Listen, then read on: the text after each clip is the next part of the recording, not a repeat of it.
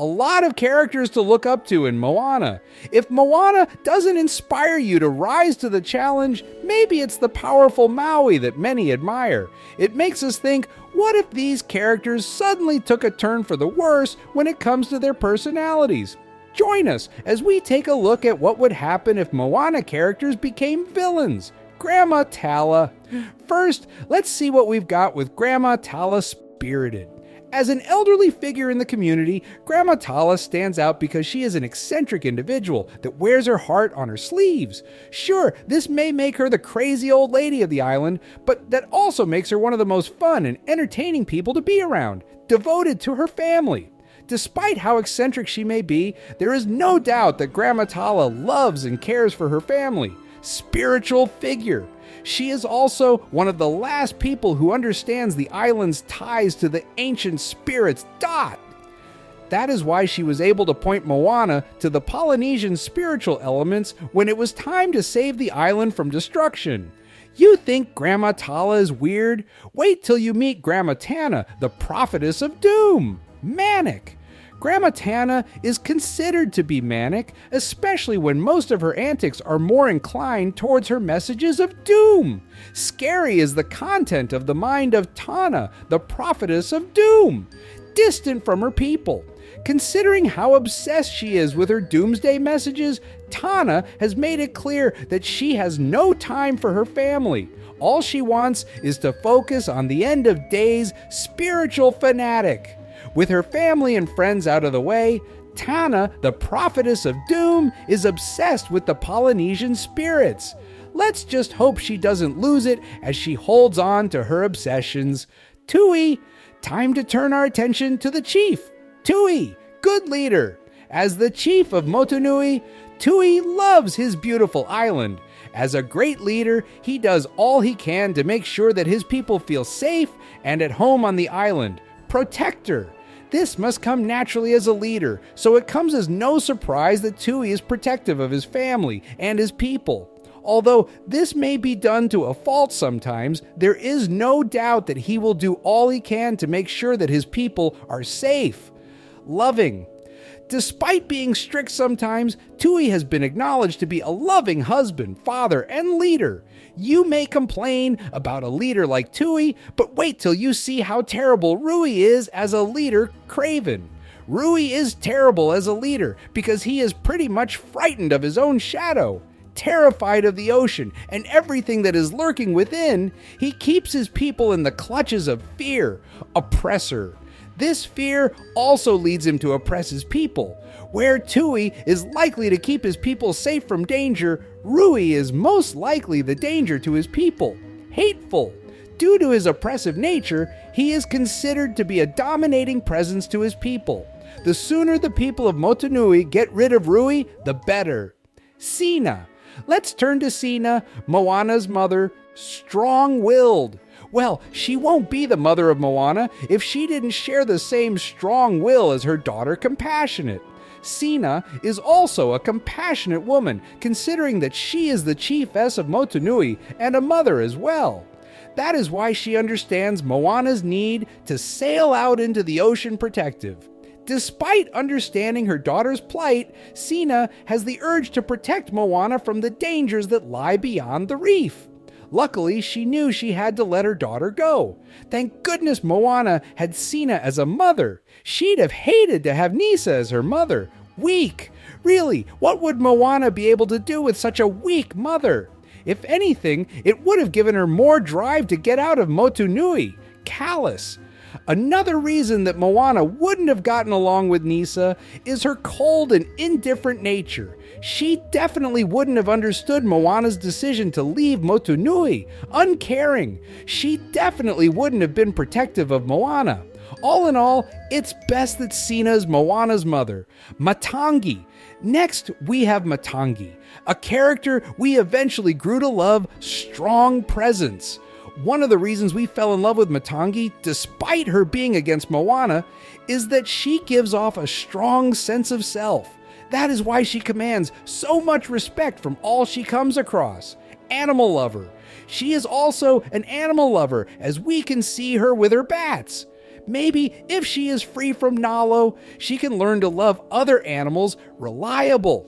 Despite being a villain in the beginning, Matangi shows that she fulfills her obligations by paying her debts to the storm god Nala Meet Matanga, Matangi's truly evil counterpart, weak-willed. The complete antithesis of Matangi, there is nothing impressive about Matanga's presence vile.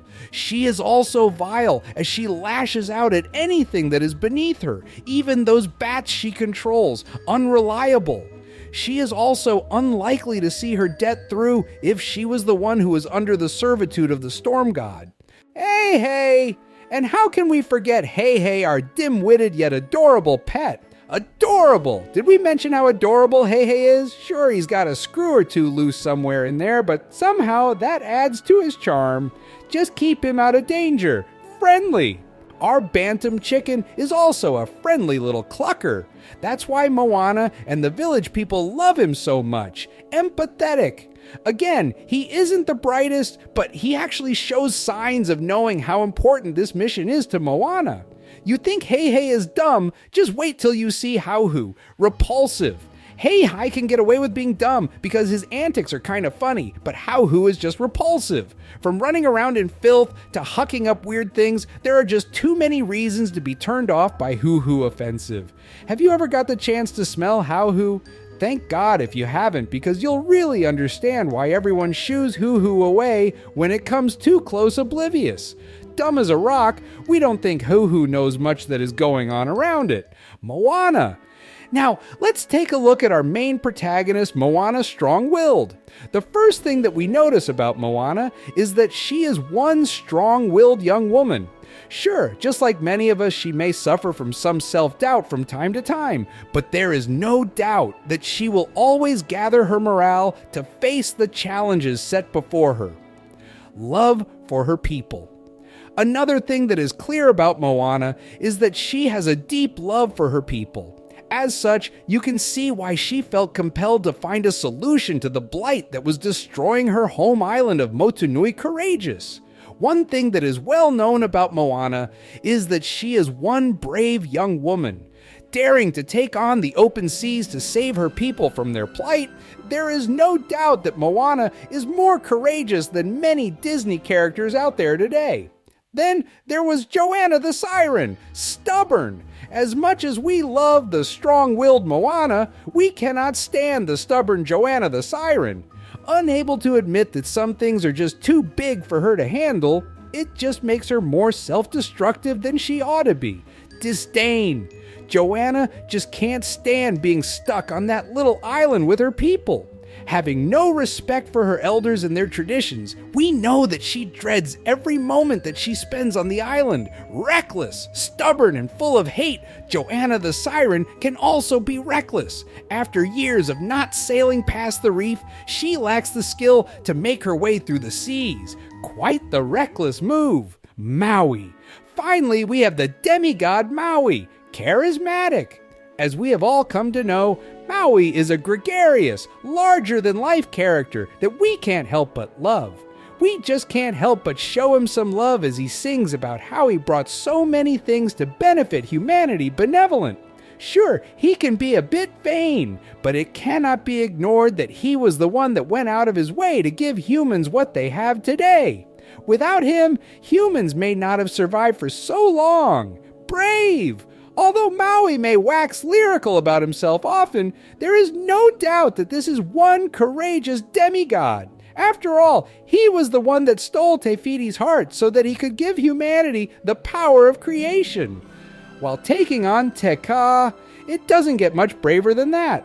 Although Maui can be bad enough, he's a saint compared to Makau the Vain, megalomaniac, megalomaniacal. Sure, Maui may love himself, but nobody is more full of himself than Makau the Vain. With his inflated self of sense when it comes to his ability and importance, Makau the Vain is the stereotypical megalomaniac, self-centered. Suffice it to say, Makau may have stolen those items for himself. He could care less about the fate of humanity, reckless. Finally, Makau is one reckless demigod. Just because of his abilities, he is eager to fling himself into dangerous situations without any cause. Sure, people may get hurt, but Macau doesn't care. Awesome! Who do you think is the most chaotic member here? Let me know in the comments. If you had fun, don't forget to like, subscribe, and share this video with your fellow Disney fans. Thanks for watching. Until next time, keep dreaming, stay creative.